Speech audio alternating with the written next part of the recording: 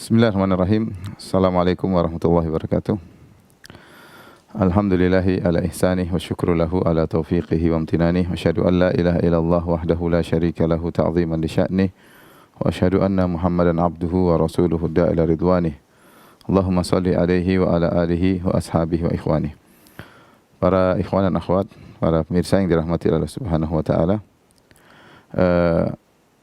InsyaAllah pada kesempatan bahagia ini kita akan sama-sama mempelajari sedikit dari sejarah seorang alim dari kalangan para ulama ya, yang bernama Syekh Muhammad bin Abdul Wahhab rahimahullahu taala, yang memiliki jasa yang besar ya dalam dakwah, dan diantaranya berdirinya negara Arab Saudi yang kita tahu adalah negara yang berusaha untuk menjalankan syariat Islam dengan kelebihan dan kekurangannya ya.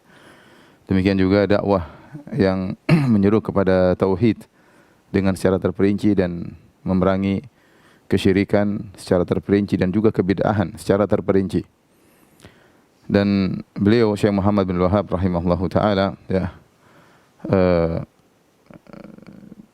ditentang oleh banyak orang, bahkan banyak di antara mereka yang memunculkan tuduhan-tuduhan dusta kepada Syekh Muhammad bin Wahhab rahimahullahu taala. Nanti akan kita singgung di akhir pengajian ya, seperti menuduh bahwasanya beliau mengaku sebagai seorang nabi ya, atau menuduh beliau benci atau tidak suka dengan Rasulullah sallallahu alaihi wasallam ya. Seperti tuduhan bahwasanya ya beliau adalah mujassim atau suka mengkafirkan kaum muslimin ya, dan yang lain-lainnya insyaallah banyak sekali, dan insyaallah akan kita singgung di akhir pengajian ya. Dan barang siapa yang mempelajari buku Syekh Muhammad bin Wahhab rahimahullahu taala, tentu dia tahu ini adalah semua adalah kedustaan ya. Dan Syekh Muhammad bin Wahhab rahimahullahu taala jauh dari segala tuduhan tersebut. Kita lihat betapa banyak orang terpengaruh dengan dakwah Syekh Muhammad bin Wahhab rahimahullahu taala, bahkan sampai di tanah air kita. Ya, sampai tanah air kita ya. Belum lagi kalau kita bicara di negara-negara besar seperti contoh Kuwait ya, yang mereka juga berdakwah dengan metode Syekh Muhammad bin Wahhab rahimahullahu taala. Contohnya Qatar ya, yang juga mereka berdakwah dengan metode dakwah Syekh Muhammad bin Wahhab rahimahullahu taala. Bahkan masjid di Qatar adalah Masjid Muhammad bin Abdul Wahhab ya. Sampai mereka bangun Istiqlalnya Qatar lah, adalah namanya Masjid Muhammad bin Abdul Wahhab ya. Saya pernah ke sana ya. Belum lagi misalnya kita bicara tentang jamaah-jamaah seperti jamaah Ansarus Sunnah Muhammadiyah yang ada di Mesir. Dan seperti di tanah air kita tahu ada dua Jum'iyah atau organisasi besar Islam di tanah air kita, yaitu misalnya organisasi Persis dan Muhammadiyah ya. Ya, kalau ternyata Syekh Muhammad bin Wahhab rahimahullahu taala benci kepada sunnah Nabi sallallahu alaihi wasallam, merendahkan Nabi Muhammad sallallahu alaihi wasallam, kemudian mengaku sebagai nabi, misalnya suka mengkafirkan, suka menumpahkan darah kaum muslimin sebagaimana mereka tuduhkan, pasti akan nampak pada negeri-negeri tersebut atau organisasi tersebut ya. Hal ini tidak kita lihat pada kerajaan Arab Saudi yang begitu mengayomi kaum muslimin. Tidak kita lihat pada Kuwait, tidak kita lihat pada Qatar ya. Dan kita tidak lihat pada misalnya organisasi Persis atau organisasi Muhammadiyah ya. Sehingga sebenarnya sangat nampak bahwa itu hanya kedustaan. Kedustaan yang dilancarkan oleh orang tidak suka dengan dakwah tauhid ya.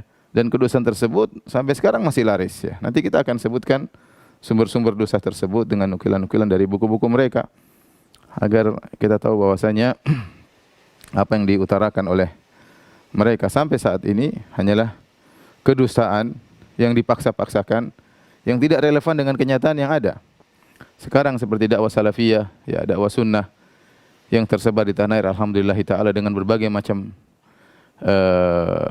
yayasan-yayasannya, kemudian juga dengan banyak sarana-sarana ya, seperti radio dan televisinya, kemudian juga dengan banyak dai-nya ya, dengan banyak pondoknya. Itu semua tidak ada yang sesuai dengan tuduhan tersebut. Tidak ada yang sesuai dengan tuduhan tersebut. Ini semakin membuktikan bahwasanya ya, tuduhan-tuduhan tersebut hanyalah kedustaan.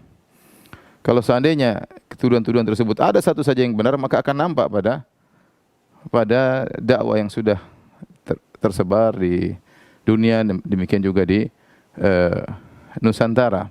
Namun sebagian orang tatkala tidak memiliki bahan untuk menjatuhkan dakwah sunnah, dakwah tauhid, dakwah yang mereka gelari dengan dakwah Wahabiyah, maka mereka terpaksa berusaha melariskan tuduhan-tuduhan dusta tersebut ya di kalangan masyarakat, dan banyak orang-orang yang jahil yang tidak mengerti akhirnya termakan dengan kedustaan tersebut. Ya, saya hanya ingatkan kepada mereka bahwasanya mereka yang sering mengusung kedustaan tersebut, mereka akan diminta pertanggungjawaban oleh pada hari kiamat kelak, berhadapan dengan Syekh Muhammad Abdul Wahab rahimahullahu taala yang memiliki jasa yang besar sampai berdiri suatu negara Islam yang tadinya sebelumnya negara tersebut penuh dengan pemerintahan-pemerintahan kecil, negara-negara kecil yang saling berperang, menumpahkan darah. Dengan adanya kerajaan Arab Saudi, maka bersatulah kaum muslimin di Jazirah Arab.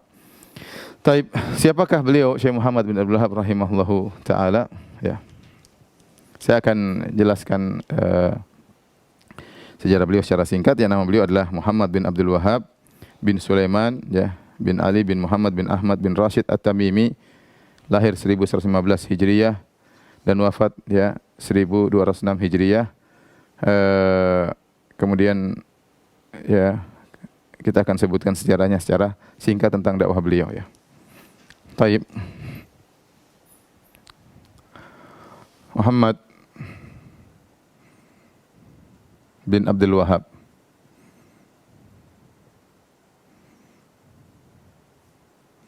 At-Tamimi ya. Dari Bani Tamim ya. Yang orang mengatakan sebagai Wahabi ya. Nisbah kepada bapaknya Wahabi. Padahal kita tahu Wahabi ini adalah nama Allah ya. Ini adalah nama Allah. Nama Allah Subhanahu wa taala Wahab. Bapaknya namanya Abdul Wahab ya. Namanya Abdul Wahab ya. Sehingga mereka menisbahkan kepada Wahabi padahal itu nama Allah Subhanahu wa taala. Kemudian mereka mencela, seakan-akan mereka mencela nama Allah Subhanahu wa taala, nisbah kepada nama Allah untuk dicela. Ini suatu perkara yang memalukan ya, menisbahkan dakwah yang sunnah ini kepada nama Allah kemudian dalam rangka untuk dicela. Seandainya untuk dipuji, maka alhamdulillah dakwah kepada Allah Subhanahu wa taala. Tapi dalam rangka untuk mencela, yang di situ adalah nama Wahab, Abdul Wahab. Taib. Lahir ya sebagaimana kita jelaskan tadi ya. Lahir 1115 Hijriyah atau 1703 Masehi. Kemudian wafat ya, wafatnya 1206 Hijriyah. Dari sini kita tahu bahwasanya umur beliau ketika wafat sekitar berapa? 91 tahun ya. Umur beliau 91 tahun ya. Kemudian beliau bapaknya adalah seorang alim, Abdul Wahab, seorang qadhi di Uyainah ya.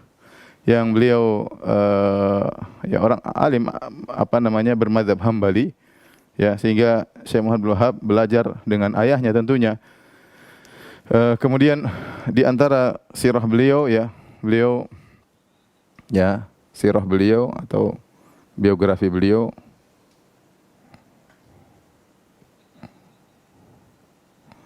ya, pertama hafal Quran ya, hafal Quran sebelum balik. Ada yang mengatakan umur 12, ada yang mengatakan 10. Yang intinya sebelum balik beliau sudah hafal Quran. Bahkan beliau menjadi imam ya, mengimami kaum muslimin dengan hafalan beliau ya. Sejak kecil beliau sudah semangat belajar agama sampai ya ketika beliau balik ya sebelum 15 tahun. Kalau tidak salah ya, beliau balik sekitar umur 13 ya. Kalau tidak salah ya, beliau balik ya sekitar umur 13 tahun ya. Ketika itu ayahnya pun menikahkan beliau. Beliau pun menikah ya. Di umur tersebut beliau menikah. Tentunya tatkala ayahnya menikahkan beliau di umur 13 tahun, ini berarti orang dewasa, artinya Tidak mungkin anaknya masih main kelereng terus dinikahkan ya. Ini berarti beliau orangnya serius ya. Buktinya sebelum balik sudah hafal Quran, bahkan jadi imam, bukan sekedar hafal-hafal saja kemudian hafal dan lupa sebagaimana dalam sebagian pondok-pondok yang membanggakan sudah hafal ternyata lupa. Enggak, ini jadi imam. Jadi imam di belakangnya kaum muslimin menunjukkan hafalan beliau kuat. Dan seorang hafal Quran dengan hafalan yang kuat belum sampai balik itu menunjukkan keseriusan. Sehingga beliau ini dinikahkan oleh ayahnya ya sekitar umur 13 tahun ya, menunjukkan keseriusan beliau ya. Saya punya kawan juga di Madinah S3 ya. Dia punya anak, dia bawa ke Madinah. Saya menyangka itu adiknya. Saya bilang, ini adik kamu. Kata dia, enggak, Firanda, ini anak saya. Loh kok bisa? Kata dia, saya nikah umur 12 tahun. Jadi memang ada di antara mereka yang menikah dengan cepat ya. Tapi setelah itu di umur yang sama ya, sekitar umur 12 atau 13 tahun beliau haji. Sekitar umur 12 atau 13 tahun beliau berhaji. Ya. Ya, berhaji itu sekitar tahun 1127 Hijriah beliau haji. Ini haji pertama kali beliau berihlah kemudian berangkat menuju ke kota Mekah untuk melaksanakan ibadah haji, kemudian bertemu dengan ulama di sana. Kemudian beliau pergi ke Madinah ya. Maka disitulah beliau semakin mengenal para ulama. Setelah itu beliau pulang menuntut ilmu ya. Kemudian beliau melanjutkan rihlah kedua yaitu pada tahun 1135 Hijriah beliau haji yang kedua. Tentu zaman dahulu haji tidak seperti zaman sekarang ya. Dari Najd menuju ke Mekah ya 1000-an kilo jauh ya, 1000-an kilo, 800 kilo, 1000-an kilo jauh. Kemudian perjalanan ini berarti tidak gampang haji ketika saat itu. Tapi beliau sudah berhaji dan bahkan beliau semangat untuk haji yang kedua kali. Tapi yang kedua kali beliau tidak segera pulang. Di sini beliau menetap di Mekah ya untuk menuntut ilmu. Kemudian beliau berpindah-pindah kota, lalu berpindah-pindah kota untuk menuntut ilmu.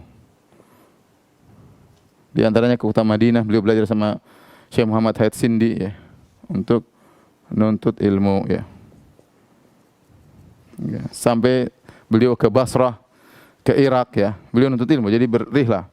Lama, bertahun-tahun beliau kemudian menuntut ilmu. Dan beliau suka membaca buku Syekhul Islam Ibn Taimiyah dan Ibnu Qayyim ya. Beliau hobi membaca buku Ibn Taimiyah dan Ibnu Qayyim rahimahumullah. Ya.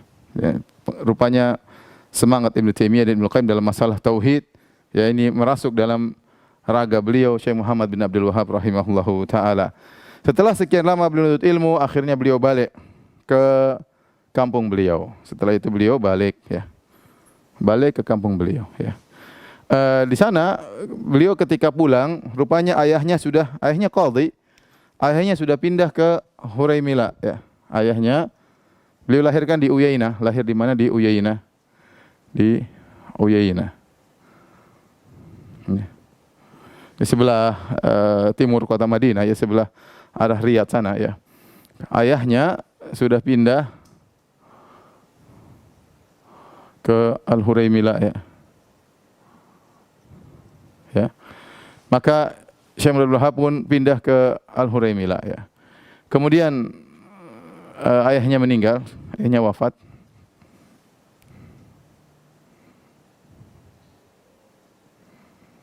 Wafat pada 1153 Hijriah ya. Ketika Syekh Abdul Wahhab mulai berdakwah tauhid dan kita tahu kondisi ketika itu, kondisi Najd ketika itu, Najd maksudnya daerah beliau, Najd ketika itu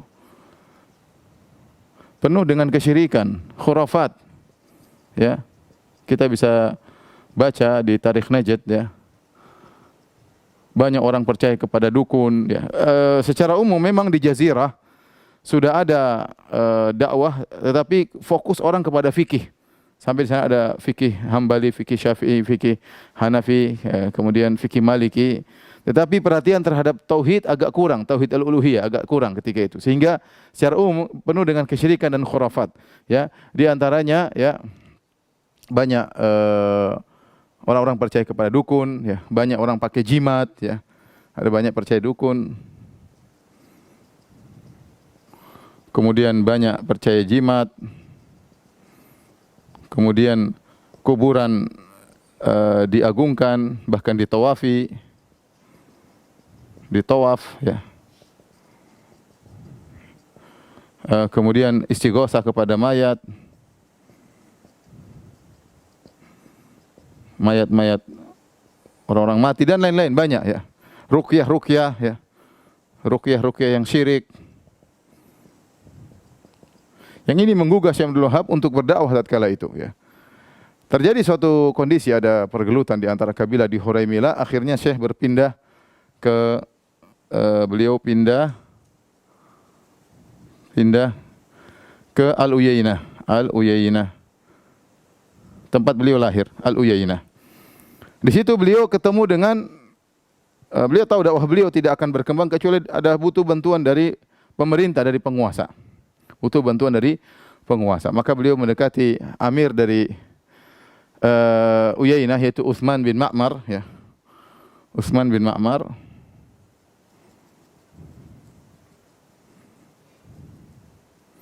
Amir Uyainah. Setelah itu kemudian beliau berdakwah melalui bantuan Utsman bin Ma'mar. Ya. Mulailah ketika itu beliau semakin kencang dalam berdakwah. Mulai kencang semakin berdakwah. Di antara yang disebutkan oleh para ulama bagaimana dakwah beliau adalah beliau mendakwahi orang-orang yang minta pertolongan kepada kuburan yang disangka adalah kuburan Zaid ibn Khattab, yaitu saudaranya Umar bin Khattab radhiyallahu taala anhu ya.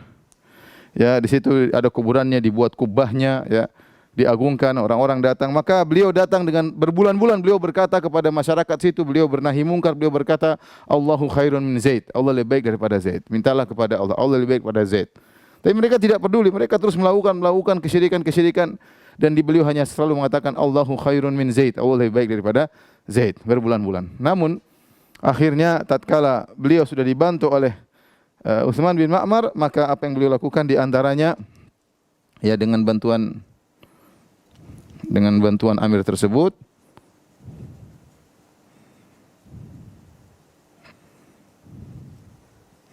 di antara yang beliau lakukan ya adalah meruntuhkan kubah tersebut. Menuntukkan kuburan Zaid bin Khattab. Dan ini tentu kita tahu adalah sunnah ya. Bukan dalam Sahih Muslim Ali bin Abi Thalib berkata kepada Abul Hayyaj, "Ala aba'atsuka ala ma ba'athani Rasulullah sallallahu, maukah aku utus engkau, aku tugaskan engkau sebagaimana Rasulullah sallallahu pernah menugaskan aku," kata Ali. "Allah tada timsalan illa tamastahu wala qabran musyrifan illa sawaitahu." Jangan kau biarkan ada patung kecuali hancurkan, dan jangan kau biarkan ada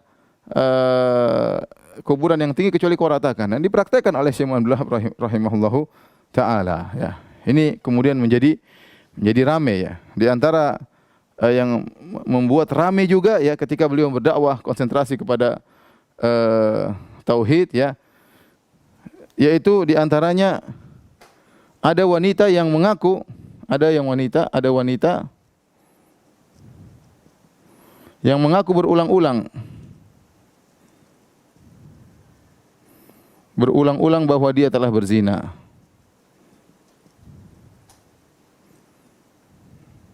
Akhirnya apa? Ditegakkan hukum had. Akhirnya dirajam. Ini bikin heboh tatkala itu, ya. Bikin heboh. Ya, ditegakkan hukum had ya di Uyainah. Dan ramailah ketika itu berita, mulailah dakwah Syekh Abdul Wahab mulai tersebar.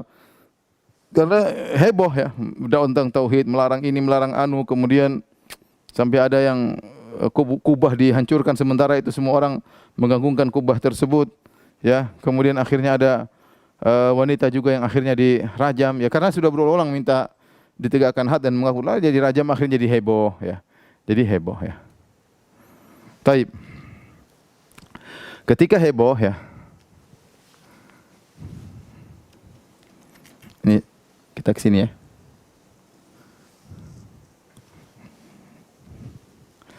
Ketika dakwah Syekh jadi heboh, ya. Ini halaman 1 biar nggak bingung, ya. Halaman 2. Halaman 3. Ya. Ketika heboh, ya. Akhirnya ada Amir Ahsa, ya. Ada Amir Ahsa. Al-Ahsa ini sekarang masih ada di kota Saudi, daerah timur Saudi, mengirim ancaman kepada Amir Uyainah, kepada Amir Uyainah Al-Uyainah, ya. Ya. Dia mengatakan dalam suratnya, jika sampai suratku kepadamu, wahai Ibnu Ma'mar, yaitu Utsman bin Ma'mar, ya. Jika sampai surat kepadamu, maka bunuhlah Muhammad bin Abdul Wahhab. Maka bunuhlah Muhammad bin Abdul Wahhab. Suruh bunuh, ya. Disuruh bunuh. Jika tidak, aku akan putuskan, ya, upetimu kepadaku. Artinya mereka punya hubungan kuat antara Uyainah dengan Al-Ahsa. Antara Uyainah dan Al-Ahsa ada hubungan kuat, sehingga ancaman dari Amir Ahsa membuat Amir Uyainah pun takut. Dahulu di Najd ada kota-kota kecil, ya. Kota-kota kecil yang mereka memiliki keamiran sendiri-sendiri, seperti contoh di Ahsa yaitu dari Banu Khalid, kemudian seperti di Hijaz, Mekah, Madinah dari Ashraf.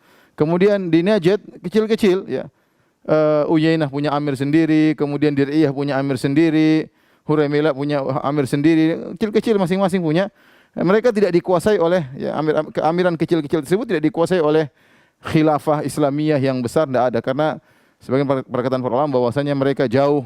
Kemudian mereka, ya, cuma korma, kemudian untuk sampai ke situ juga butuh perjalanan yang sangat jauh melewati gurun dan yang lainnya, sehingga tidak begitu diperdulikan. Ketika itu dakwah Syekh Abdul Wahhab mulai heboh, akhirnya diancamlah Amir Uyainah, suruh bunuh Syekh Abdul Wahhab. Namun Amir Uyainah, dia sayang kepada Syekh Abdul Wahhab, maka kemudian dia berkata, sudah, kamu pergi aja. Syekh Abdul Wahhab rahimahullah menasihatinya agar bertahan. Bahwasanya kalau kau bertahan di atas tauhid kau akan jaya, tapi dia tidak peduli. Mau tidak mau bagaimana lagi dunia, kalau tidak dia masalah dengan Amir Al-Ahsa, maka akhirnya Syekh Abdul Wahhab diusir, ya. Beliau diusir.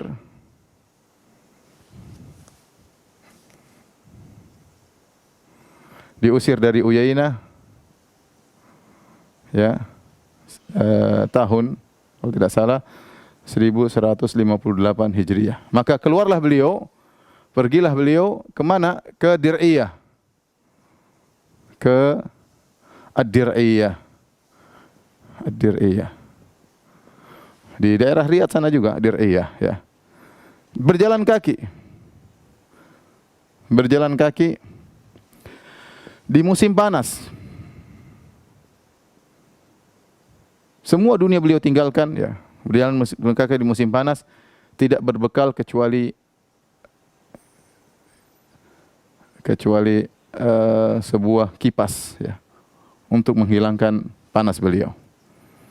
Disebutkan ketika beliau berjalan menuju ke Dir'iyah, tidak ada yang beliau baca kecuali ayat wa may yattaqillaha yaj'al lahu makhraja wa yarzuquhu min haitsu la yahtasib wa may yatawakkal 'ala Allah fa huwa hasbuh. Itu yang beliau ulang-ulang.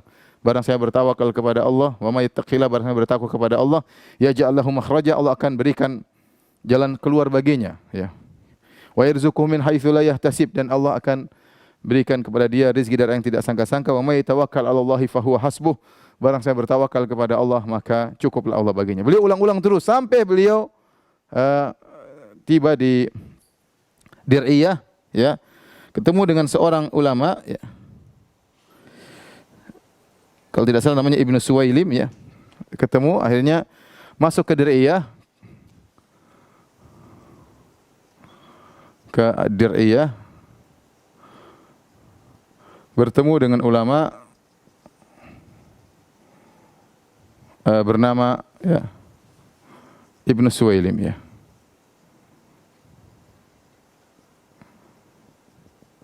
Ketika beliau sampai di rumah Ibnu Suwailim, maka orang-orang pun dia pun takut jangan sampai ketahuan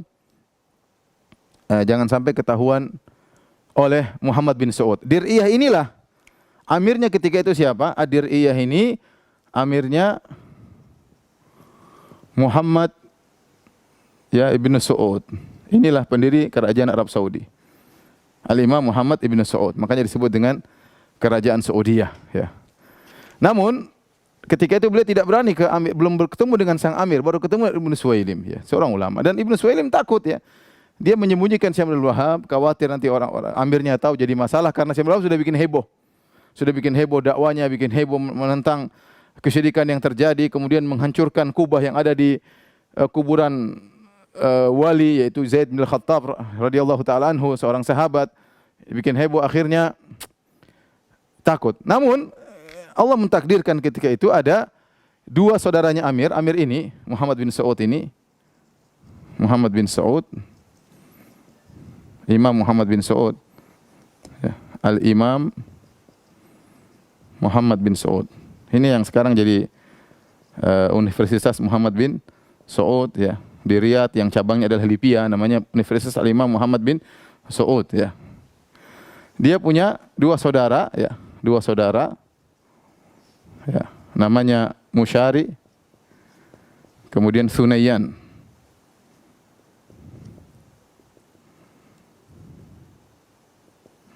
Sama Musyari.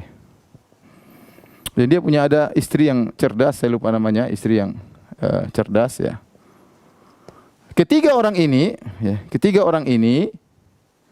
mereka bertemu dengan Syekh Abdul Wahab dan mereka terima dakwah Syekh. Ketiga orang ini ya, ketiganya bertemu dengan Syekh Muhammad Abdul Wahab dan menerima dakwahnya ya.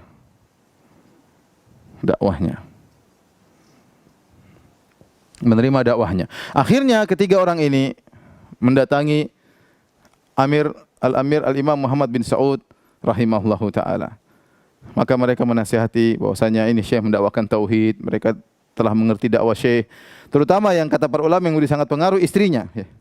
Istrinya Al-Imam Muhammad bin Saud ini yang sangat mengaruhi suaminya. Ya, pengaruh istri luar biasa kepada suami. Akhirnya dia yang menasihati suaminya, akhirnya Al-Imam Muhammad bin Saud terima dakwah Syekh. Bahkan disebutkan dia nasihati suaminya, wahai suamiku, kalau kau datang kepada Syekh Abdul Wahab, datanglah dengan berjalan kaki. Tunjukkan kau mengagungkannya, tunjukkan kau menghormatinya. Maka Al-Amir Muhammad bin Saud datang ke tempat Syekh Abdul Wahab dalam berjalan kaki menuju Syekh Abdul Wahab. Kemudian dia sambut, kemudian dia berbicara. Kemudian Syekh Abdul Wahab mengajak dia berdakwah. Ya. Akhirnya tatkala itu, ketika sudah sepakat dalam dakwah tersebut, maka Al-Imam Muhammad bin Saud bikin dua syarat. Muhammad bin Saud ya, sepakat membantu dakwah Syekh.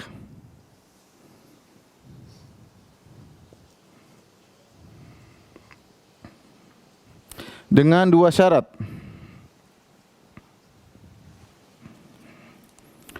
Yang pertama ya, kalau kita berhasil berdakwah, jangan kau tinggalkan kami.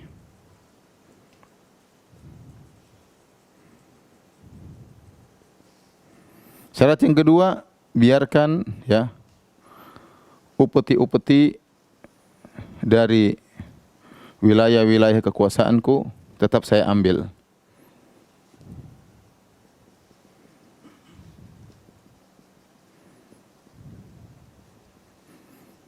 Tetap saya ambil. Maka ketika diberi dua syarat tersebut, Syekh Abdul Wahab mengatakan, beliau setuju, beliau berkata, adapun syarat pertama, qala Syekh berkata dalam perkataan yang ma'ruf, beliau berkata, ad-damu bid-dam wal hadam bil hadam. Dan ini ucapan yang pernah disampaikan dalam sejarah dari Nabi sallallahu alaihi wasallam ketika orang-orang Ansar berkata kepada Nabi SAW, "Ya Rasulullah, nanti kalau kita berhasil kau akan tinggalkan kami menuju kembali ke kampungmu ke Mekah, sementara kita punya masalah dengan orang Yahudi. Lantas kau meninggalkan kami." Maka Nabi mengatakan, "Ad-damu bid-dam, al-hadam bil-hadam." Tidak darah dengan darah. Ya, saya tidak akan meninggalkan kalian. Artinya, saya adalah kalian, kalian adalah aku. Kalau kita mati sama-sama mati, kalau kita hancur sama-sama hancur. Ya. Adapun yang kedua, kata Syekh Abdul Wahab, adapun syarat kedua, dia tidak larang, semoga engkau nanti diberi kemudahan, ya. Allah akan berikan kau rezeki, ya. Kemudian kau tidak lagi mengambil upeti-upeti. Tapi Syekh Abdul Wahab tidak melarang. Maka sejak saat itu mulailah Syekh Abdul Wahab rahimahullahu taala berdakwah dengan bantuan Muhammad bin Saud, ya, rahimahullahu taala. Maka itulah cikal bakal berdirinya kerajaan Arab Saudi yang pertama. Dan Muhammad bin Saud punya anak namanya Abdul Aziz, ya, bin Muhammad, ya. Itulah Raja Abdul Aziz, ya. Maka kemudian berdakwahlah mereka sampai akhirnya dakwah semakin berkembang. Akhirnya banyak orang-orang datang menuntut ilmu di kota Dir'iyah, menuntut ilmu kepada Syekh Abdul Wahab rahimahullahu taala, ya. Terus menyemangati mereka untuk berdakwah tauhid. Mulailah orang-orang pulang kemudian mengingkari kesyirikan-kesyirikan yang terjadi. Intinya gemparlah dakwah Syekh Abdul Wahab. Ketika itu Amir Uyainah disebutkan datang lagi kepada Syekh Abdul Wahab, yaitu Utsman bin Ma'mar datang kepada Syekh Abdul Wahab agar Syekh Abdul Wahab kembali kepada Al-Uyainah, tapi Syekh tidak mau, ya. Dia tetap berpegang sama Muhammad bin Saud rahimahullahu taala. Dan selanjutnya berilah kerajaan Arab Saudi. Makanya saya sering sampaikan bahwa Syekh Abdul Wahab ini bagi orang Saudi bukan cuma seorang ulama, tapi seorang pahlawan yang memiliki jasa yang sangat besar dengan berdirinya kerajaan Arab Saudi yang sekarang betapa banyak orang merasakan kenikmatan dari atau keberkahan dari kerajaan tersebut, ya. Ya, kita bilang ya kerajaan tersebut dari dulu sampai sekarang ada kelebihan, ada kekurangan. Tapi kalau kita bicara tentang kelebihannya banyak, ya. Kelebihannya banyak, ya. Dan dia adalah satu-satunya negara yang dalam dusturnya, dalam undang-undangnya mengatakan Alkitab was Sunnah. Selesai. Enggak ada negara seperti itu sekarang ini, enggak ada. Yang dengan bahkan sebagian kita dapati sebagian kelompok-kelompok Islami yang menyatakan ingin menegakkan syariat Islam, ketika telah berhasil dia tidak akan menyatakan dalam undang-undangnya kembali kepada Al-Quran dan Sunnah. Enggak ada. Enggak ada, meskipun sudah sampai pada puncak, bahkan sudah menguasai, itu pun tidak mengatakan kami di atas Al-Quran dan Sunnah. Apalagi baru mulai masuk, ya, dalam dunia politik, ya. Tapi kita dapati bahwasanya satu-satunya negara yang kemudian dengan terang-terang mengatakan dustur kami, undang-undang kami dibangun atas Al-Quran dan Sunnah. Walak kami adalah kepada Allah dan Rasulnya, kemudian kepada negara, itulah kerajaan Arab Saudi. Kerajaan Arab Saudi. Yang tadinya kerajaan daerah sana penuh dengan peperangan kecil-kecilan, kemudian dengan ada kesyirikan dan macam-macamnya, syariat Islam tidak ditegakkan secara total, kemudian dengan adanya kerajaan ini maka berilah syariat Islam. Kemudian berilah undang-undang Islam. Kesyirikan tidak ada, dukun tidak ada di sana. Tidak ada praktik perdukunan. Tidak ada terbuka namanya zina, khamr, enggak ada. Kenapa syariat Islam ditegakkan? Maka Muhammad bin Abdul Wahab ini bukan sekedar seorang alim, dia seorang pahlawan yang dengan berkat jasa beliau dengan izin Allah Subhanahu wa taala, maka berilah negara yang membawakan keberkahan yang sangat banyak. Maka saya ingatkan kepada orang-orang yang mencela beliau, ya, hati-hati. Bicara tentang seorang alim, seorang memiliki jasa, ya. Maka semua orang Arab Saudi ya hormat kepada Muhammad bin Wahab karena dia adalah seorang alim yang sekaligus pahlawan. Makanya sampai sekarang kalau kita lihat kerajaan Arab Saudi untuk urusan politik maka dipegang oleh keluarga Muhammad bin Saud, ya, Amir Muhammad bin Saud, ya, keturunan-keturunannya. Untuk urusan agama dipegang oleh Al-Syekh. Al-Syekh itu maksudnya keluarga Syekh Muhammad bin Wahab. Contoh siapa? Mufti Syekh Abdul Aziz, ya, Abdul Aziz Al-Syekh. Kemudian Menteri Agama Saleh bin Abdul Aziz Al-Syekh. Ya, contoh lagi Imam Masjid Nabawi Hussein Al-Syekh. Jadi banyak Al-Syekh adalah orang-orang yang penting memegang keagamaan. Meskipun mereka tidak fanatik, buktinya Syekh bin Baz bukan Al-Syekh jadi mufti. Sebelum Syekh bin Baz Muhammad bin Ibrahim Al-Syekh. Dulu Muhammad bin Ibrahim Al-Syekh, ini keturunan Syekh Abdul Wahab, kemudian diganti oleh Syekh bin Baz dan dia bukan Al-Syekh, kemudian diganti oleh Saleh bin Abdul Aziz Al-Syekh yang dia adalah sebelumnya saya lupa, mungkin Abdul Muhsin At-Turki saya lupa, tapi sekarang saya Saleh bin Abdul Aziz Al-Syeikh, ya, Menteri Agama sekarang. Tapi kalau sudah tolong dihapus ya.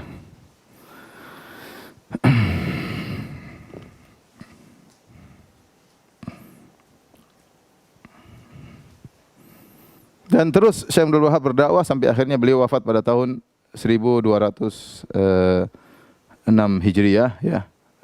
Umur beliau sekitar 91 atau 92 tahun ya. Silakan dihapus dulu, enggak apa. Ya ikhwan, para pemirsa yang dirahmati Allah Subhanahu wa taala, kita sedang berbicara tentang sirah seorang yang saya katakan jasanya kepada saya sangat besar dan jasanya kepada kita juga sangat besar. Ya, seorang yang berdakwah dengan tegas kepada tauhid, mentauhidkan Allah Subhanahu wa taala dan tidak pernah basa-basi untuk menjelaskan tentang buruknya kesyirikan, ya.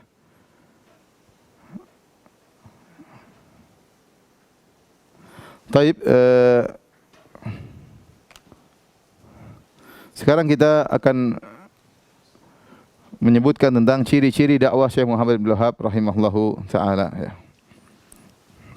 Setelah itu baru terakhir kita akan bahas tentang syubhat-syubhat yang dilontarkan seputar dakwah Syekh Muhammad bin Abdul Wahab rahimahullahu taala, ya. Adapun ciri-ciri dakwah Syekh Muhammad bin Abdul Wahab,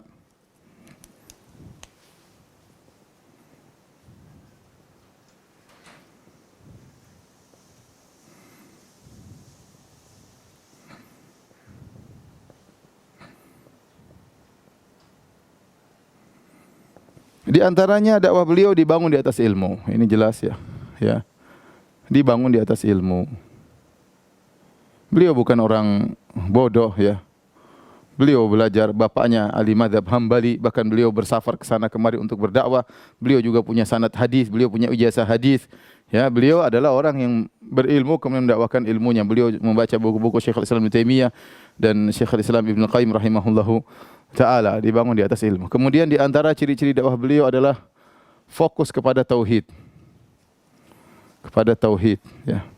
Yang menjadi di antara keistimewaan dakwah yang orang bilang dakwah Wahabiyah, kalau kita bilang dakwah Salafiyah, yaitu beliau menjelaskan tauhid secara terperinci. Secara terperinci. Kemudian selain itu beliau menjelaskan syirik juga secara terperinci. Menjelaskan kesyirikan secara terperinci.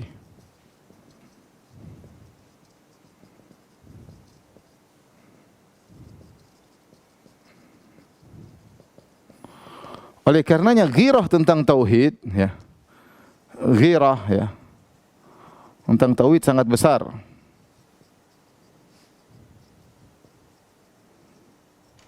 Ya, sangat besar karena beliau tahu ini adalah berkaitan dengan tujuan seorang diciptakan di muka bumi ini. Wa ma khalaqtul jinna wal insa illa liya'budun. Tidaklah aku ciptakan jin dan manusia kecuali untuk beribadah kepada Allah, untuk bertauhid kepada Allah. Dan kalau kita lihat tentang hal ini, sampai sekarang kita dapati dakwah yang fokus kepada dua ini hanya dakwah salafiyah.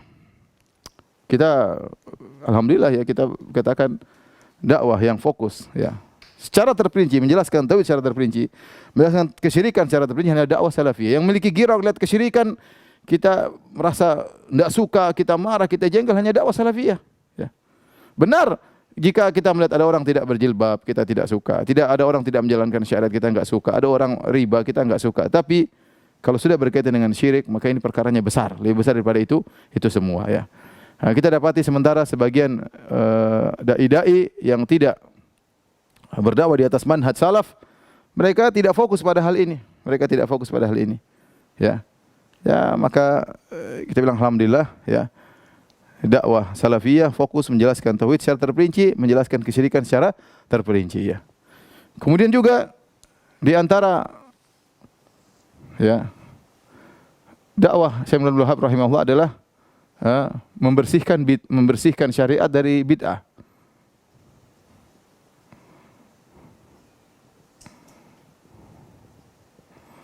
Membersihkan syariat dari bid'ah. Ini yang membuat kemudian banyak orang-orang di zaman beliau tidak suka dengan doa beliau, karena beliau tidak hanya membahas masalah tauhid dan kesyirikan, tapi beliau juga membahas tentang bid'ah. Ini tidak boleh, tidak disunahkan oleh Nabi sallallahu alaihi wasallam.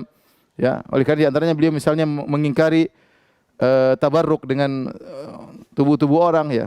Dan itu bukan berarti beliau pakai pendapat beliau sendiri ya. Bahkan beliau menukil dari kalangan dari para ulama ya, seperti dari Syatibi dalam kitabnya Al-Muwafaqat al-I'tisam menyebutkan bahwasanya namanya tabarruk dengan orang-orang soleh itu tidak ada. Kenapa? Dalil qat'i yang jelas menunjukkan hal itu tidak ada. Kenapa? Karena benar para sahabat bertabarruk dengan Nabi sallallahu alaihi wasallam, dengan ludah Nabi sallallahu alaihi wasallam, dengan keringat Nabi sallallahu alaihi wasallam, ya.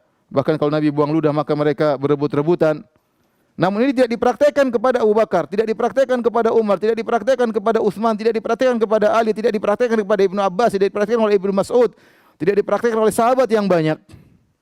Jadi ini menunjukkan secara qat'i tegas bahwasanya bertabarruk dengan liur, ya, ludah, dahak itu hanya kembali kepada Nabi sallallahu alaihi wasallam, ya. Ini logika yang sangat, dan beliau kemudian mengingkari praktek-praktek yang salah, ya. Apalagi bid'ah-bid'ah yang berkaitan dengan kuburan misalnya, ya beliau ingkari. Ini menjadikan banyak orang yang gerah ketika dakwah beliau semakin berkembang ya. Apalagi kuburan-kuburan yang tinggi kemudian diratakan ya. Sementara kuburan-kuburan tersebut tempat orang untuk datang, tempat orang minta-minta, kemudian beliau ratakan, jadi masalah ya. Kemudian di antara dakwah beliau juga adalah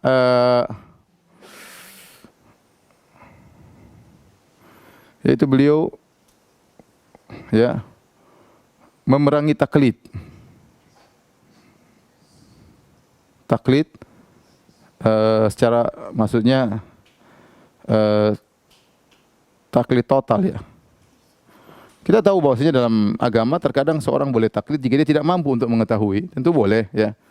Misalnya orang-orang awam, fasalu ahla dzikri in kuntum la ta'lamun. Bertanyalah kepada para ulama jika kalian tidak mengetahui. Syekh Abdul Wahab bukan itu yang dilarang, maksudnya taklid bahwasanya kita harus ya, kalau ada ulama begini kita harus ikut, tidak boleh kita keluar dari ulama seperti ini. Ini yang beliau ingkari ya. Harus kembali pada Al-Qur'an Sunnah dengan tetap menghormati perkataan para ulama. Jadi harus kembali kepada dalil. Dengan tetap menghormati mazhab yang ada ya. Oleh karenanya beliau bukan berarti anti mazhab, nanti kita sebutkan di antara tuduhan beliau anti mazhab ya. Buktinya beliau bermazhab Hambali. Buktinya beliau menulis buku tentang fikih Hambali ya. Ya, beliau menulis buku tentang fikih Hambali ya. Tetapi beliau memerangi taklid secara total. Jadi jangan semuanya harus taklid. Enggak. Kalau ada pendapat yang lebih kuat maka diikuti ya. Pendapat yang lebih kuat harus diikuti. Contoh dulu di Arab Saudi. Di Arab Saudi ada 4 kubah ya. Ada kubahnya mazhab Syafi'i atau tempat salat, mihrabnya mazhab Syafi'i, mihrabnya mazhab Hambali, mihrabnya mazhab Hanafi, mihrabnya mazhab Maliki. Kita bayangkan kalau sampai sekarang masih ada orang mau salat kemudian masing-masing ke mihrabnya, gimana kalau sampai sekarang seperti itu. Alhamdulillah dengan adanya kerajaan Arab Saudi semua itu dihilangkan, kemudian mihrab cuma satu, lebih mempersatukan kaum muslimin. Tetapi bukan berarti Arab Saudi anti mazhab, mereka bermazhab Hambali. Fikih mereka mazhab Hambali ya. Kemudian juga bukankah kita ketika belajar di Madinah kita belajar tentang perbandingan mazhab dari buku Bidayatul Mujtahid tentang 4 mazhab ya. Jadi yang diperangi adalah taklid, bukan mazhab. Mazhab itu ulama-ulama yang berjasa ya, tetapi bukan berarti kalau saya sudah mazhab ini saya tidak boleh keluar dari mazhab ini sama sekali. Itu yang diperangi oleh Syekh Abdul Wahab, akhirnya menimbulkan fitnah-fitnah yang besar kepada beliau ya. Oleh karena dikisahkan dari Mansur Al-Buhuti yang seorang ulama Hambali yang memiliki kitab Raudhul Murbi', kemudian Syarah Zadul Mustaqni, kemudian juga buku Syarah Muntahal Iradat ya. Kasyaful Qina' juga beliau punya buku tersebut. Pernah beliau ditanya tentang suatu masalah fikih, kemudian beliau jawab. Seorang ulama Hambali. Maka yang bertanya berkata, "Ya Syekh, tapi di buku yang Anda tulis, Anda jawabannya beda." Kata dia, "Lain. Buku saya tulis untuk belajar mazhab Hambali, adapun fatwa sesuai dengan saya yakini." Ya. Oleh karena fatwa yang diucapkan seorang antara dia dengan Allah Subhanahu wa taala, artinya dia akan diminta pertanggungjawaban oleh Allah atas apa yang dia fatwakan. Ya. Apa yang dia fatwakan ya. Jadi bisa jadi dia menulis buku tentang mazhab Hambali tapi fatwanya bisa jadi berbeda dengan apa yang dia tulis ya. Ini eh, di antara dakwah, ciri-ciri dakwah beliau, ya, dan ini prioritas, fokus kepada tauhid adalah prioritas utama, ya, prioritas utama. Kemudian juga dalam dakwah beliau yang perlu kita perhatikan, beliau juga memperhatikan skala prioritas, ya, ya, atau tahapan dalam dakwah, ya. Contoh yang disebutkan oleh para ulama tentang yang beliau dakwahin, contohnya misalnya tadi kisah, ya, beliau berbulan-bulan menasihati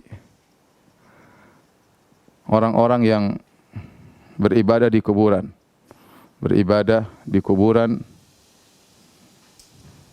dan minta-minta di kuburan. Beliau hanya berkata, Allahu khairun min Zaid. Yang artinya Allah lebih baik daripada Zaid.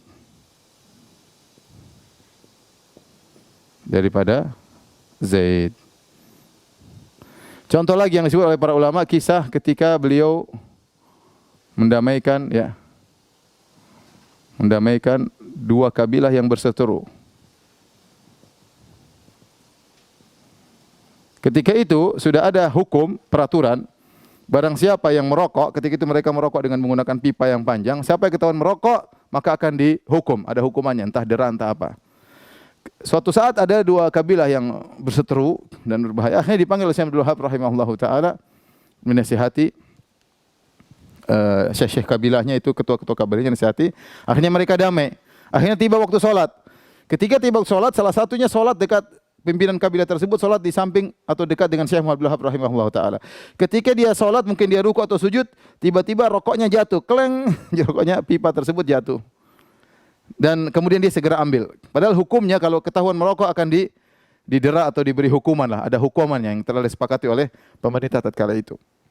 Akhirnya orang-orang datang kepada Syekh, tadi orang itu gini. Kata Syekh, saya tidak lihat sekarang. Ya, adanya sudah disembunyikan, saya tidak lihat sekarang. Syekh, tadi dia begini-begini. Saya bilang, enggak, saya enggak lihat dia sekarang lagi ngerokok.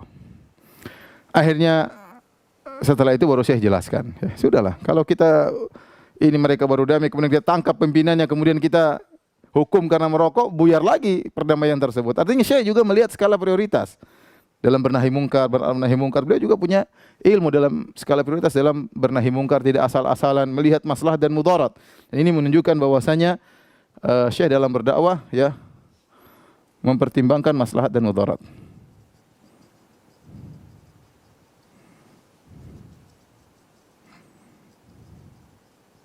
Tapi ingat, masalah tauhid tetap nomor satu, tidak seperti sebagian orang, sudahlah kita enggak usah bahas tentang tauhid demi kemaslahatan, ya, terus kapan? Ini tujuan utama. Sekarang apapun dakwah yang kita sampaikan tujuannya kepada tauhid. Mau dakwah fikih, mau dakwah adab, mau dakwah tentang sejarah, sirah, semuanya kita berusaha agar manusia kembali kepada peribadatan kepada Allah, meninggalkan segala bentuk kesyirikan. Ini di antara ciri-ciri dakwah Syekh Abdul Wahab. Dan sekarang yang terakhir kita bahas tentang tuduhan-tuduhan yang dusta kepada Syekh Abdul Wahab rahimahullah ta'ala. Tolong dihapus, ya.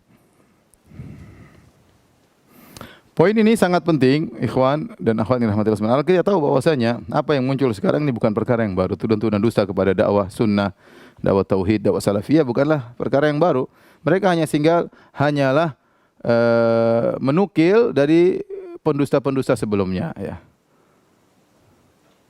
Oleh karenanya para penuduh dakwah dengan tuduhan tidak ini cuma dua model. Yang pertama mungkin jahil, tidak ngerti. Yang kedua sudah tahu tapi tetap ngeyel, maksakan kedustaan kepada dakwah Syekh Muhammad Abdul Wahab rahimahullahu ta'ala. Taib, di antara tuduhan-tuduhan tersebut banyak tentunya. Sampai ada buku Risalah Magister, saya sarankan untuk membeli buku tersebut. Judulnya Da'awal Munawi'in di dakwati Syekh Muhammad Abdul Wahab, ya. Karya Dr. Abdul Aziz bin Muhammad bin Ali Abdul Latif, ya. Ini Da'awal Munawi'in, ya. Saya nukil dari buku ini, ya. Dan banyak buku-buku membela Syekh Abdul Wahab, tapi ini buku yang cukup lumayan, ya. Ya. Menyebutkan tentang tuduhan-tuduhan garis besar ya yang dituduhkan kepada Syekh Abdul Wahab rahimahullahu taala. Saya akan tuliskan dulu tuduhan-tuduhan tersebut dan kemudian saya akan bacakan pernyataan-pernyataan mereka bagaimana teganya mereka menuduh dakwah dengan tuduhan yang tidak-tidak ya. Di antara tuduhan-tuduhan kepada dakwah Syekh Abdul Wahab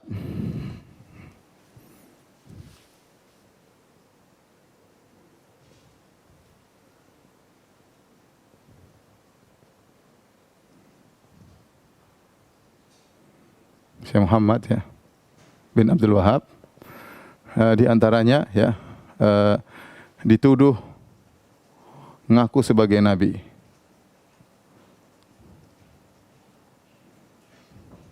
Di antaranya dituduh ya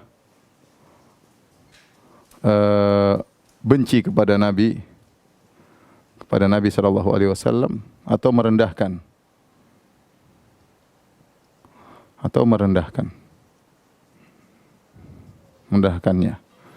Jadi mereka mengatakan Muhammad itu kata Muhammad bin Wahab, Muhammad itu yang penting datang nyampaikan sudah selesai tugasnya, sudah kita enggak usah hormati dia lagi, sudah selesai. Katanya itu gitu. Atau ngaku sebagai Muhammad bin Wahab ngaku sebagai nabi ya. Sebagaimana di Najd dulu ada kata mereka, di Najd dulu ada nabi palsu yaitu Musailimah Al-Kadzdzab. Maka Muhammad bin Abdul Wahab hanya melanjutkan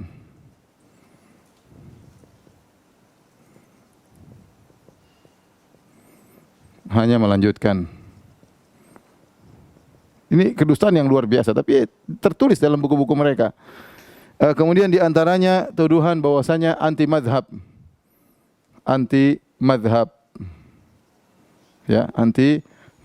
ya, bikin ya pendapat baru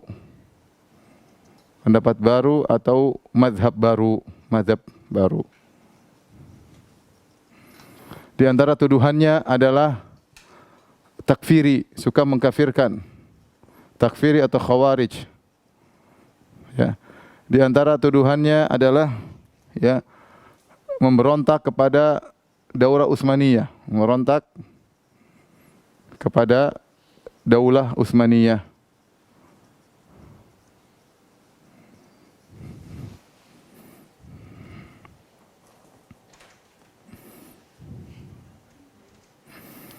Di antara tuduhannya adalah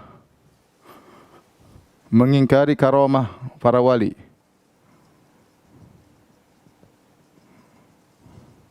Karamah para wali.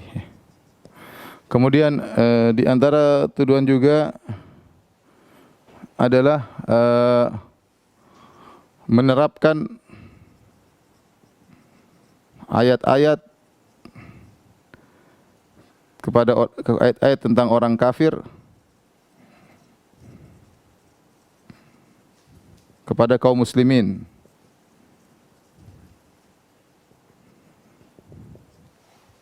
Kemudian di antara adalah tuduhan mereka ya adalah mujassim ya, yaitu mentajsim Allah.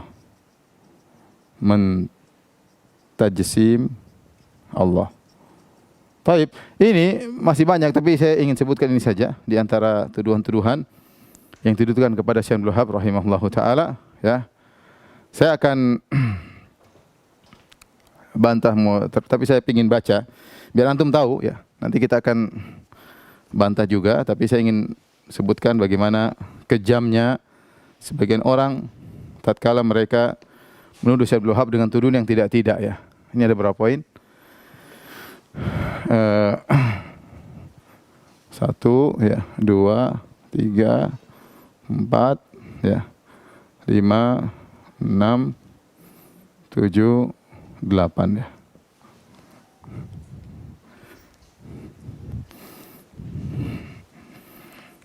Tapi yang pertama di antaranya mereka menuduh Syekh Abdul Wahab rahimahullahu taala mengaku sebagai nabi. Tentunya ini adalah kedustaan yang sangat parah ya. Yang sangat aneh ya.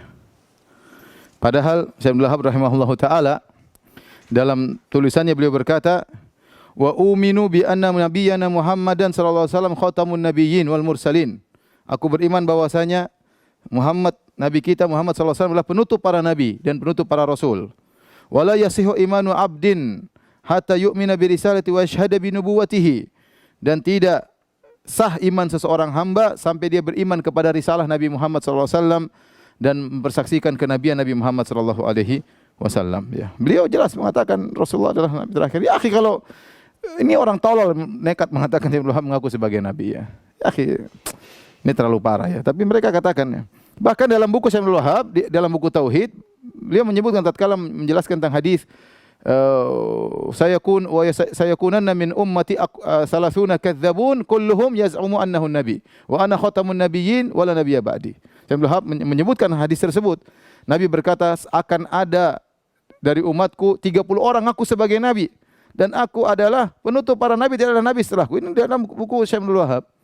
Ya, kemudian dituduh dia mengatakan dia mengaku sebagai nabi. Bahkan di antara sebab-sebab seorang keluar dari Islam menganggap dia boleh keluar dari syariat Nabi Muhammad sallallahu alaihi wasallam, ya. Kemudian dia mengaku sebagai nabi. Namun ini terjadi, orang-orang tersebut berdosa, ya. Saya bacakan para pendosa tersebut, ya. Di antaranya yang pertama-tama di antaranya yang ma'ruf mengatakan namanya Muhammad bin Abdurrahman bin Afaliq, ya. Dia berkata dalam bukunya tentang Syekh Abdul Wahab rahimahullah taala, kama da'a naziluhu Musailimah ay nubuwah bilisani maqalihi wa Ibnul Wahab haluhu. Kata dia, sebagaimana yang tinggal di Najd Musailimah pernah mengaku sebagai nabi dengan lisannya saya nabi, maka Muhammad bin Abdul Wahab juga ngaku dengan kondisinya bahwasanya dia seorang nabi. Dia seorang nabi. Kemudian dia berkata dalam tempat yang lain, wallahi laqad da'an nubuwah bilisani halihi. Sungguh Muhammad bin Wahab ini telah mengaku sebagai nabi dengan kondisinya. Perbuatan-perbuatan dia menunjukkan dia itu sebenarnya ngaku sebagai nabi. Bukan dengan omongannya, tapi sikap-sikapnya menunjukkan dia ngaku sebagai nabi.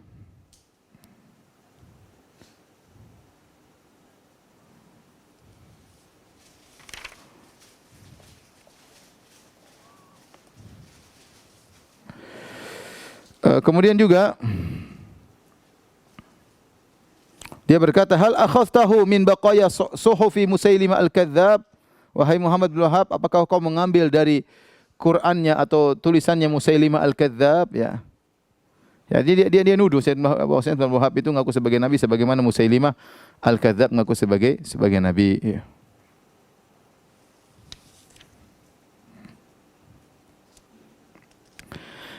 Kemudian di antara, ya, yang nuduh juga Syekh Abdul Wahab sebagai nabi adalah Ahmad bin Zaini Dahlan. Ahmad bin Dahlan ini seorang ulama Syafi'iyah di kota Mekah yang termasuk dengan sebab dia tuduhan-tuduhan dosa kepada Syekh Abdul Wahab tersebar banyak. Karena orang datang ke Mekah haji ketemu dengan dia kemudian baca-baca bukunya, dia termasuk menyebarkan tuduhan-tuduhan dosa. Ahmad bin Zaini Dahlan, ya.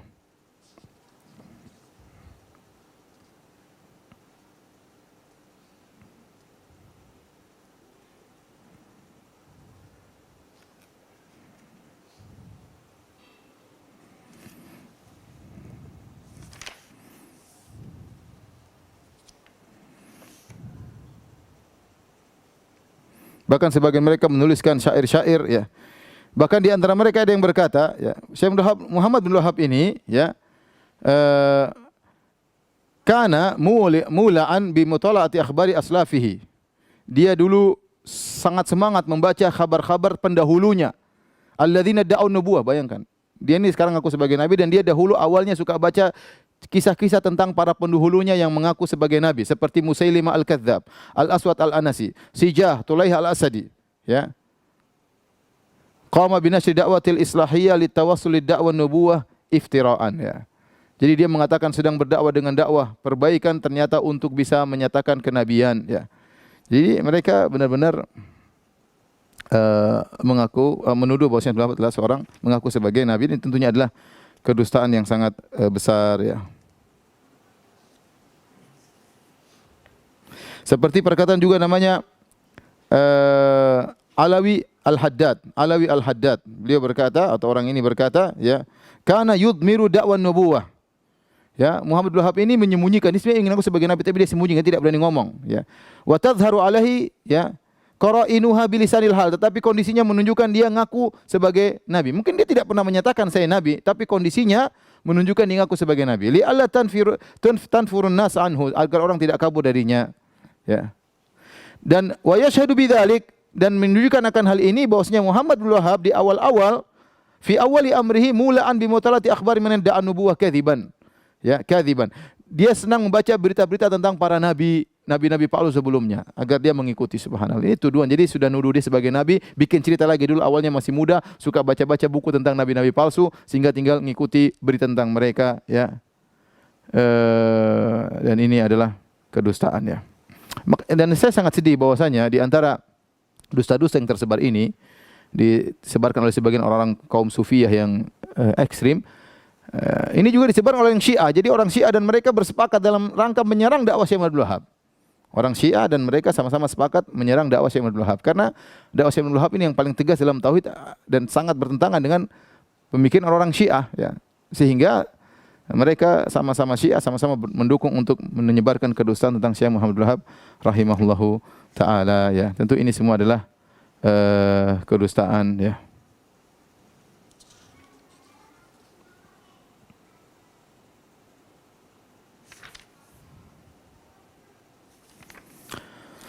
Taib, di antara tuduhan, ya, bahwasanya Syekh Abdul Wahab rahimahullahu taala mentajsim Allah Subhanahu wa taala, ya.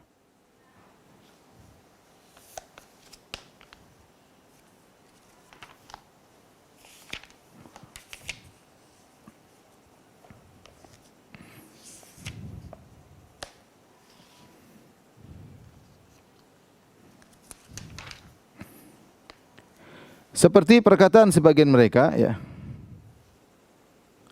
Mereka berkata, ya. Wa dzalika mithlu wasfi nafsihi tabaraka wa ta'ala bi annahu fawqa samawat. Muhammad bin Wahab ini menyatakan Allah di atas langit, mustawin ala arsyihi, dan bersiwa di atas arsy.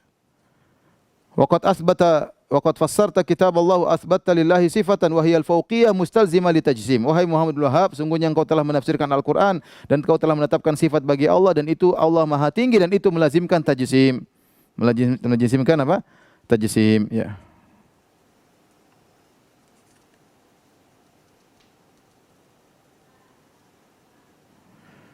Sama Ahmad Zaini Dahlan, ya, juga mendukung hal ini, ya. Tapi ini semua adalah kedustaan. Kita bisa bantah secara sederhana bahwasanya meyakini Allah di atas tidak melazimkan namanya Allah berarti seperti manusia, ya. Adapun kalau tajsim masuknya zat, ya, Allah berzat. Siapa bilang Allah tidak berzat? Adapun mengatakan Allah di atas berarti Allah tajsim, berarti seperti perkataan sebagian mereka, ya, wa kanu ajdar biluhuq bi ahlil asnam, mereka lebih pantas untuk dianggap sebagai para penyembah berhala. Seakan-akan Allah adalah berhala yang disembah. Ini adalah kedustaan, ya. Ya, bahwasanya Allah di atas tidak melazimkan bahwasanya Allah kemudian seperti manusia, ya. Ya, ini sudah kita bahas dalam Al-Aqidah Wasithiyah dengan panjang lebar. Sementara Nabi SAW ketika berdoa angkat tangan ke langit, Nabi SAW tunjuk ke langit, ya. Dan banyak sekali dalilnya, ya, dan tidak melazimkan bahwasanya Allah berarti tajsim, ya. Kemudian di antaranya misalnya merendahkan Nabi SAW atau menghina Nabi SAW.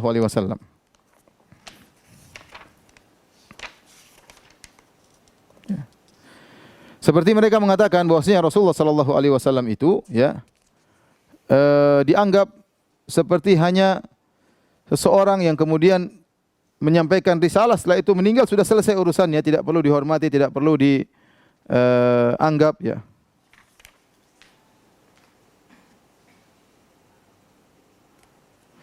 Seperti perkataan Alawi Al-Haddad. Ya, dia berkata, "Kana yantaqisun Nabi sallallahu alaihi wasallam katsiran bi ibaratin mukhtalifah." Adalah Muhammad bin Wahab suka merendahkan Nabi sallallahu alaihi wasallam dengan ibarat-ibarat yang bermacam-macam, bervariasi. Minha, di antaranya Muhammad bin Wahab berkata, "Innahu tarish." Muhammad itu hanyalah Rasulullah sallallahu alaihi wasallam hanyalah tarish. Bimakna anna ghayata amri annahu ka tarish alladhi yursilu ila unasin fi amrin alladhi yursalu ila nasi fi amrin fayuballighuhum thumma yansarif. Ya. Yaitu seperti seorang yang datang diutus untuk menyampaikan kepada manusia, kemudian pergi, selesai urusan. Wa kana ba'dhum yaqul, sebagian pengikut Muhammad bin Wahab berkata, "Asaya khairun min Muhammad." Tongkatku lebih baik daripada Rasulullah sallallahu alaihi wasallam. Kenapa? Li'annaha yantafi'u biha biqatil hayyah wa nahwiha. Muhammad qad mat. Kenapa tongkatku bermanfaat untuk membunuh ular, Muhammad sudah selesai, sudah mati. Walam yabqa fihi naf'un aslan, dan Muhammad tidak pernah, manfaatnya tidak ada lagi. Subhanallah. Jadi mereka bikin cerita-cerita bahwasanya Syekh Abdul Wahab benci kepada Rasulullah SAW, merendahkan Rasulullah sallallahu alaihi wasallam. Seperti tuduhan mereka bahwasanya Syekh Abdul Wahab tidak suka mendengar solawat. Kalau mendengar solawat dia terganggu. Dia mengharamkan solawat, ya. Setelah kita periksa, ini semua dusta, ya. Semua dusta. Bagaimana Syekh Abdul Wahab rahimahullah taala kemudian mengharamkan solawat? Ternyata pernah Syekh Abdul Wahab bahas, atau para pengikutnya membahas tentang bagaimana bersolawat dengan suara yang besar setelah azan diulang-ulang. Itu yang dikatakan bid'ah. Bukan berarti dia benci dengan solawat. Ya sama seperti sekarang kita sering dituduh itu orang-orang salaf itu mengharamkan solawat. Ya kita solawat, kalau ngaji Sahih Bukhari kita Muhammad sallallahu alaihi wasallam. Bahkan di antaranya Syekh Abdul Wahab rahimahullah taala didapatkan dalam buku-bukunya, kalau beliau menulis Muhammad, beliau tulis sallallahu alaihi wasallam dengan tulisan yang jelas, bukan hanya sekedar kode. Kemudian kita bilang dia tidak pernah bersolawat, benci dengan salawat. Syekh Abdul Wahab kalau nulis Nabi dia tulis Muhammad sallallahu alaihi wasallam dengan tulisan yang jelas. Sebagian ulama nulis cuma kecil, dia tulis dengan tulisan yang tegas dan besar agar bisa dibaca. Bagaimana dituduh dia tidak cinta kepada Rasulullah sallallahu alaihi wasallam? Bagaimana dituduh dia benci dengan Ahlul Bait, sementara anak-anaknya banyak dengan nama Ahlul Bait. Di antara nama-nama anaknya adalah Abdullah, ada kalau tidak salah Hasan dan Hussein, nama-nama anak beliau rahimahullahu taala, ya, sampai sekarang, ya, tuduhan itu tidak berubah dari dulu sampai sekarang, ya.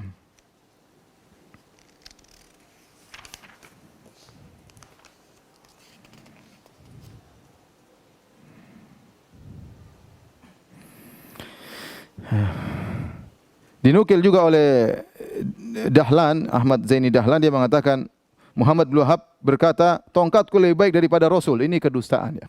Dibantah oleh para cucu-cucunya, murid-muridnya Syekh Abdul Wahab, bahwasanya dusta yang dilakukan oleh Muhammad atau Ahmad Zaini Dahlan yang mengatakan Syekh Abdul Wahab pernah berkata, tongkatku lebih baik daripada Rasulullah sallallahu alaihi wasallam, ya.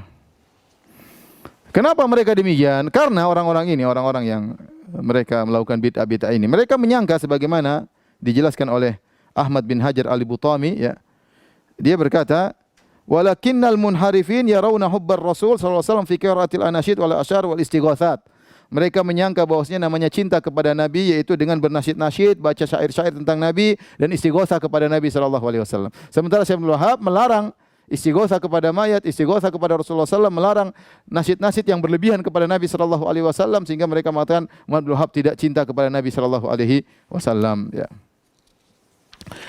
Saya akan jelaskan secara singkat saja, karena kalau nukil waktunya kepanjangan, ya. Saya akan jelaskan. Taib, kita lanjutkan.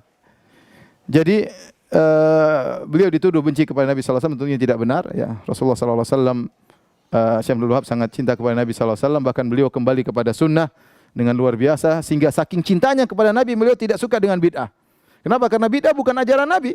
Ya, beliau mengatakan cinta kepada Nabi, ikut ajaran Nabi. Tidak seperti sebagian orang sekarang menjadikan barometer cinta kepada Nabi dengan hal yang tidak diajarkan oleh Nabi sallallahu alaihi wasallam. Ya, harusnya kalau kita cinta kepada Nabi, kita ngikuti apa yang diajarkan, apa yang disabdakan, apa yang dititahkan, itu berarti kita berpegang teguh dengan sunnah Nabi. Ini sebagian orang ngaku cinta kepada Nabi, yang dikerjakan bukan diajarkan oleh Nabi. Joget-joget, ya, musik-musik. Lah ini cinta dari Nabi. Nabi pernah ngajarin seperti itu, ya. Mengatakan Nabi tahu ilmu gaib, itu Nabi pernah ngajarin seperti itu. Syekh Abdul Wahab cinta kepada Nabi, dan benar-benar saking cintanya kepada Nabi sallallahu alaihi wasallam, dia tidak ingin melakukan perkara yang tidak diajarkan oleh Rasulullah sallallahu alaihi wasallam. Kita kan sederhana. Misalnya kita bilang ada si A cinta kepada si B. Si A itu yang dikerjakan si B, dia kerjain semua. Model bajunya, model topinya, ngomongnya, gaya bicaranya, syairnya, itu berarti cinta beneran. Tapi kalau bilang si A cinta kepada si B tapi bikin barang-barang yang tidak dikerjakan si B, ya berarti A tidak cinta sama si B dong. Ya, ini secara logika saja. Bagaimana menuduh Syekh Abdul Wahab benci kepada Nabi sementara dia berpegang teguh dengan sunnah Nabi sallallahu alaihi wasallam dan tidak mau mengerjakan bid'ah yang tidak diajarkan oleh Rasulullah sallallahu alaihi wasallam.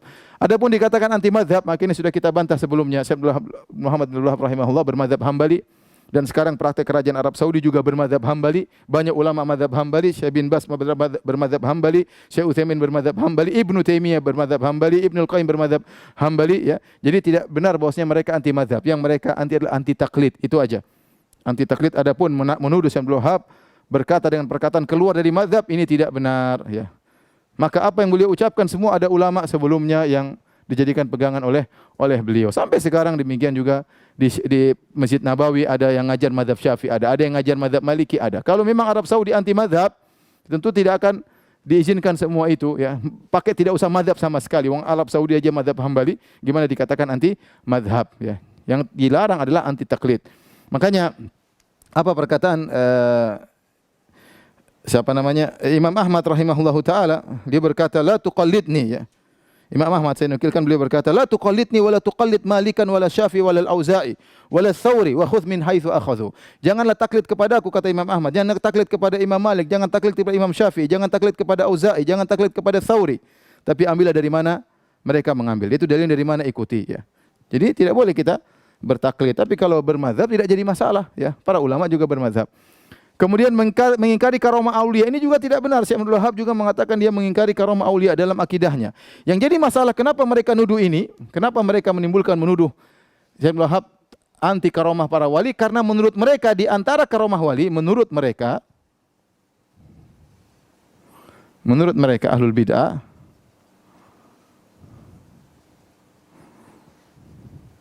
di antara karomah para wali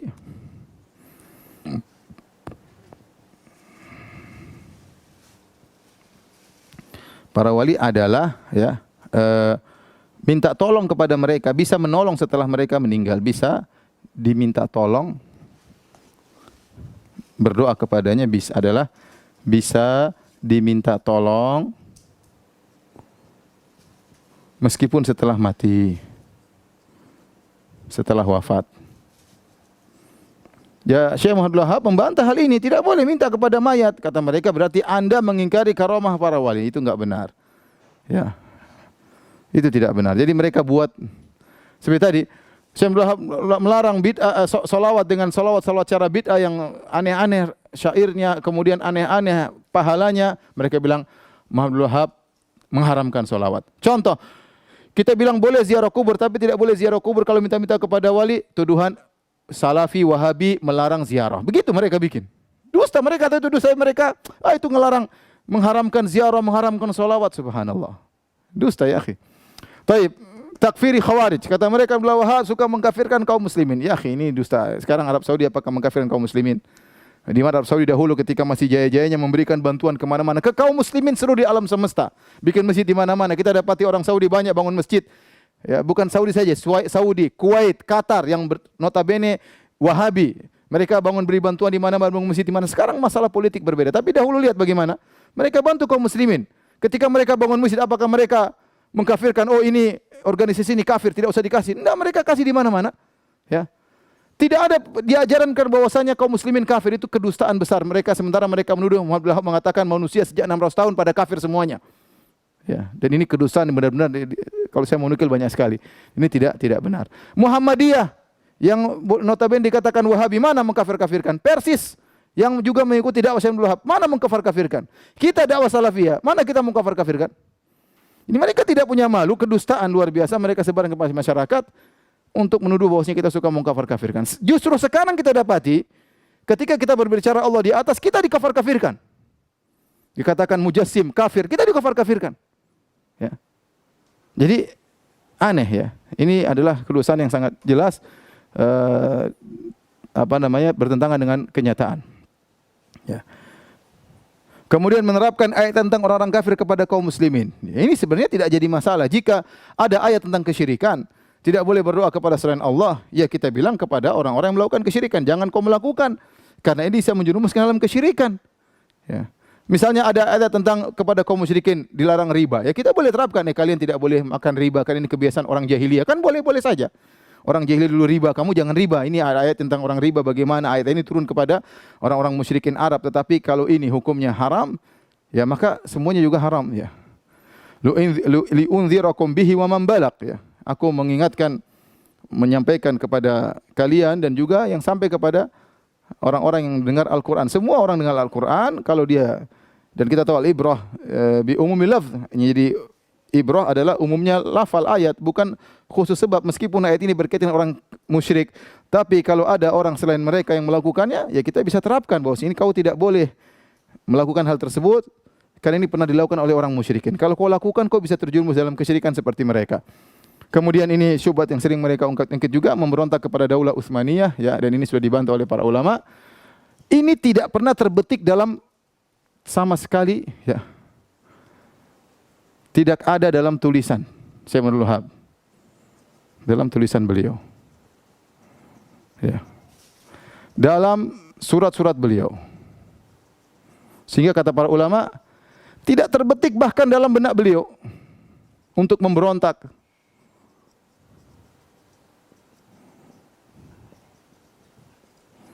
Ini benar-benar apa? Benar-benar dusta, ya.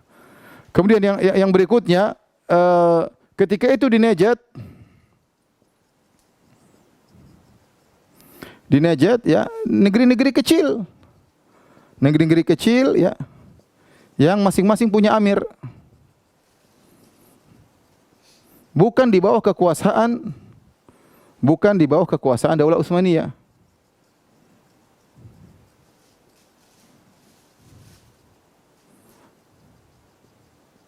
Ya, oleh karenanya Saleh Abu dalam risalahnya tentang dakwah Syekh Abdul Wahab, beliau menyebutkan, beliau membuka daftar tentang bagaimana pembagian administrasi kerajaan Turki ketika itu, ya, ternyata tidak sampai kepada wilayah Najd. Tidak sampai kepada wilayah Najd. Membuka kepada sejarah sebelum dakwah Syekh Abdul Wahab. Apakah wilayah Turki kekuasaannya sampai kepada daerah Najd? Apakah Muhammad bin Saud atau Utsman bin Amir tadi, kota negeri-negeri kecil, apakah mereka mengirim upeti kepada wilayah kepada Khilafah Utsmaniyah? Apakah mereka tunduk kepada? Jawabannya tidak ada. Mereka tidak mengenal ketundukan kepada wilayah Turki. Ya. Bagaimana? Ya, oleh karenanya yang terjadi Muhammad bin Saud kemudian, dan sering terjadi negeri-negeri kecil saling perang-perangan, ya. Sama sekali mereka tidak dikuasai oleh Turki. Maka kemudian bagaimana dikatakan Syekh Abdul Wahab bikin negara baru, kemudian keluar dari kerajaan Arab Saudi, itu tidak benar. Karena sudah ada negara-negara kecil ketika itu. Justru Syekh Muhammad Abdul Wahab kemudian menggabungkan negara-negara tersebut menjadi negara yang satu, kerajaan Arab Saudi, ya. Menjadi kerajaan Arab Saudi, dan kemudian membawa keberkahan yang sangat banyak. Hanya saja datang sebagian orang-orang, ya, penjilat yang menyampaikan kepada Sultan kerajaan Turki bahwasanya ini ada orang namanya Muhammad bin Wahab ingin menggulingkan kerajaanmu, maka timbullah fitnah-fitnah. Padahal Syekh bin Wahab dalam tulisannya sama sekali tidak ada kita akan hancurkan Turki, enggak ada ngomong Turki sama sekali, enggak ada. Ya, dia sekedar punya Muhammad bin Saud kemudian menggabungkan negara-negara yang ada. Adapun berbicara akan menggulingkan Turki, itunya fitnah yang disampaikan kepada kerajaan Turki tentang dakwah Syekh Muhammad bin Abdul Wahab rahimahullahu taala. Ikhwan dan akhwat yang dirahmati Allah Subhanahu wa taala, ini sekilas tentang dakwah Syekh Muhammad bin Abdul Wahab rahimahullahu taala. Maka seorang agar memiliki ilmu tentang hal ini dan agar sadar bahwasanya tuduhan-tuduhan tersebut telah berjalan dari dahulu dan sekarang masih berlangsung, dan dia bersabar menghadapi tuduhan-tuduhan tersebut. Lihat bagaimana sabarnya Syekh Muhammad bin Abdul Wahab rahimahullahu taala dalam mendakwahkan tauhid. Dan namanya orang mendakwahkan tauhid pasti ada tantangan. Ya, pasti ada tantangan. Kita mencari ridha Allah atau mencari ridha manusia. Ya, kalau ingin mencari ridha manusia, ya sudah, sampaikan apa yang disenangi oleh mereka, maka kita akan disenangi oleh banyak orang. Tapi kalau kita mencari keridhaan Allah, menyampaikan tauhid dan kesyirikan ini haram, ya siap-siap untuk dihina dan dituduh yang tidak-tidak oleh masyarakat, dan tuduhan-tuduhan tersebut masih berjalan hingga saat ini. Wallahul musta'an. Dan namanya kita ingin tegar, harus belajar menjauhi daripada syubhat. Jangan dengar syubhat sama sekali, karena al-qulubu dha'ifah wa syubhatu khattafah, bahwasanya hati itu lemah dan syubhat menyambar-nyambar. Maka seorang jangan sok-sok mendengar apa? Syubhat. Kalau ada dai-dai yang dikenal suka menyampaikan syubhat, jangan didengar, ya. Kalau kita terkena syubhat, salah sendiri, ya. Berarti kita mencari masalah, ya. Kita mencari masalah, dan bisa jadi syubhat tersebut bercokol tidak keluar-keluar, itu yang jadi masalah. Oleh karena seorang bertakwa kepada Allah, menuntut ilmu, memanfaatkan waktu, berdoa kepada Allah agar tetap ditegarkan di atas sunnah. Saya rasa sampai sini aja kajian kita. Terima kasih kepada jazakumullah khairan kepada panitia di Masjid Abu Darda. Kemudian juga Radio Hidayat Pekanbaru, dan juga kepada Radio Roja yang ikut serta menyelenggarakan acara ini. Semoga antum semua diberkahi oleh Allah Subhanahu wa taala, dan juga para pendengar sekalian, semoga kita semua diberi hidayah oleh Allah Subhanahu wa taala di atas sunnah dan diwafatkan di atas sunnah, yang dijauhkan daripada kesyirikan dan kebid'ahan. Wabillahi taufiq wal hidayah. Assalamualaikum warahmatullahi wabarakatuh.